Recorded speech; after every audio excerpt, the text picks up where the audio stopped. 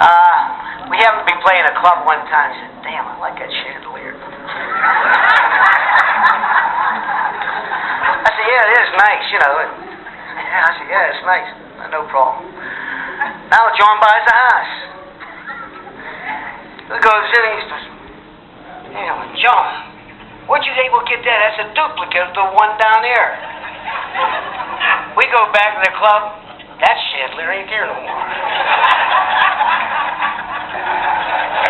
I ain't gonna say no clubs or whatever, all right? But hey, we do stupid things once in a while, but it's all in fun. It was not to be harmful to anybody. Well, what the hell? They got money anyhow. They can afford 3 of them. Yes. Well, I do know one thing. You know, musicians ain't known to be very prosperous people. You know, we go through some musicians went through some hard times. They do go through hard times. We're not known to be rich people and stuff like that. So one time, John happened to have a car. And I think it was a Cadillac, naturally. And I think he was behind in payments or something like that. A couple months behind. Hey, it happens today to everybody, right? So John's behind it. He knew that this guy was going to be coming for the car sooner or later. Sure enough, John hears this motor out there. He hears change, he hears noise, you know. He wakes up. What the hell? There's a repo guy coming to tow his car away. John ain't about to be embarrassed by nobody, right?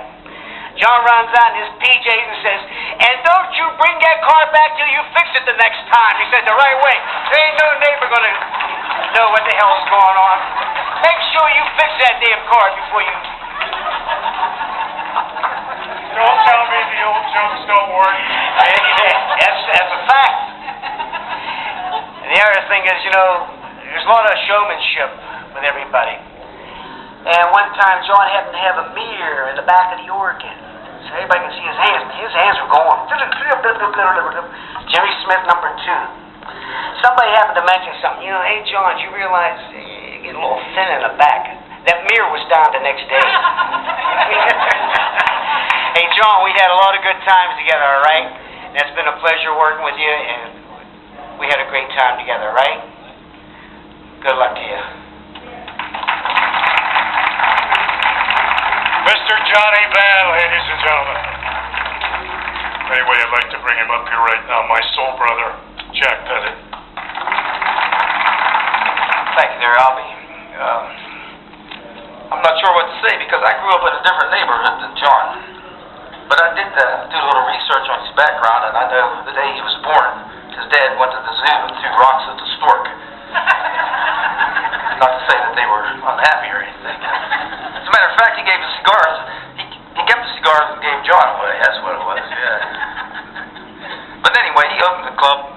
Actually, he was playing around Pittsburgh before he opened the club, and I kind of got the idea that the club owners didn't like John's music because it seems like there was always a fire and his organ was right in the middle of it. How many organs did you lose, John? 3 organs, see?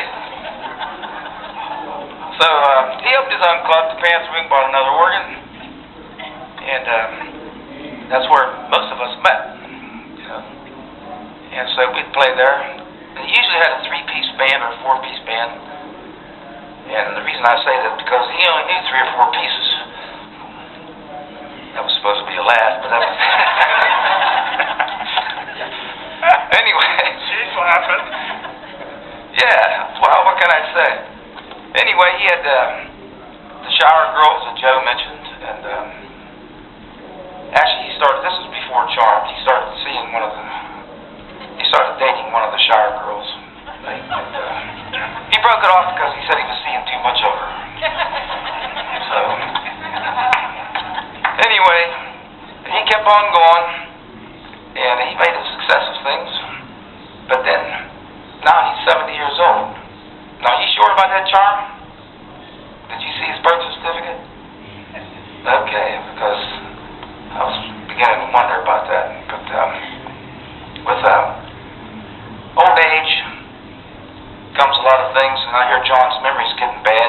Every time he looks in the mirror, he says to himself, "Where have I seen that guy before?"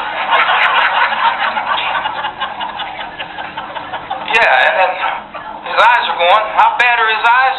How bad are they? How bad are they? He has to count elephants instead of sheep to get to sleep.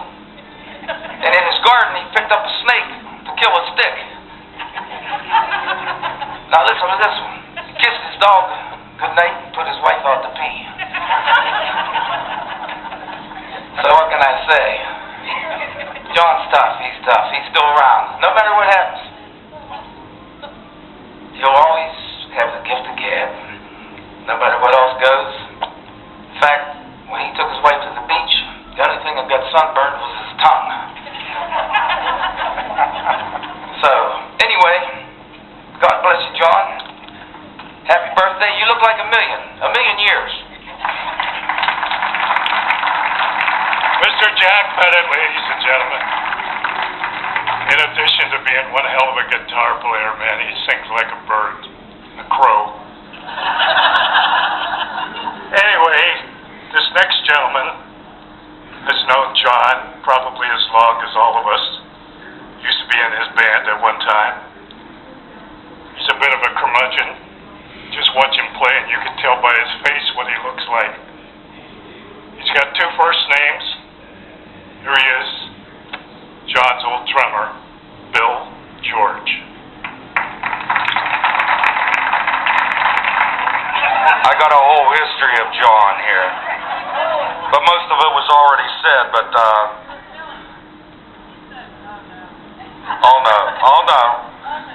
I gotta tell you, you know, the first time I met John was back in 1973. He called me up. I was working at McGraw-Edison.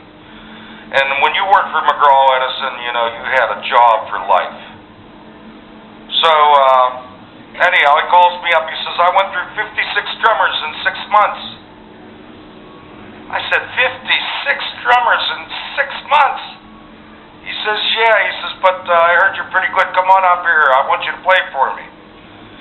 So anyhow, we got to be friends. He liked the way I played. He liked my hair better. I think I had a big afro back then, you know. He says, you're cool. You can be in the band.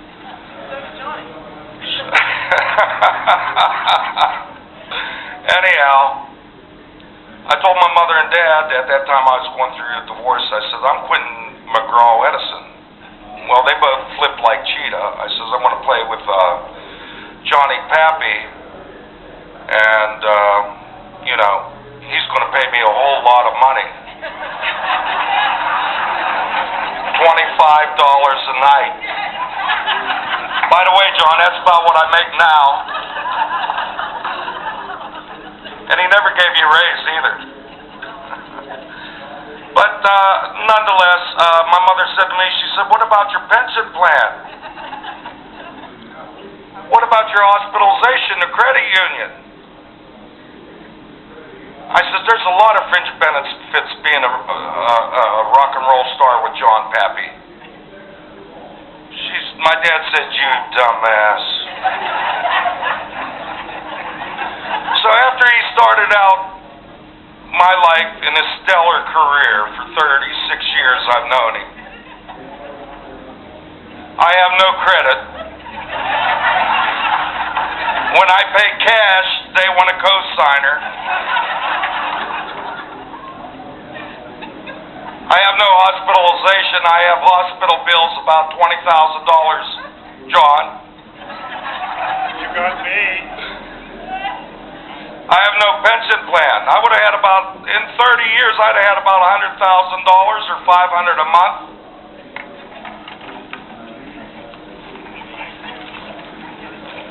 I have a bill here for you, John, for $150,000.95. For all the money, my hospital bills, and the credit cards I owe on. John, happy birthday. God bless you and John.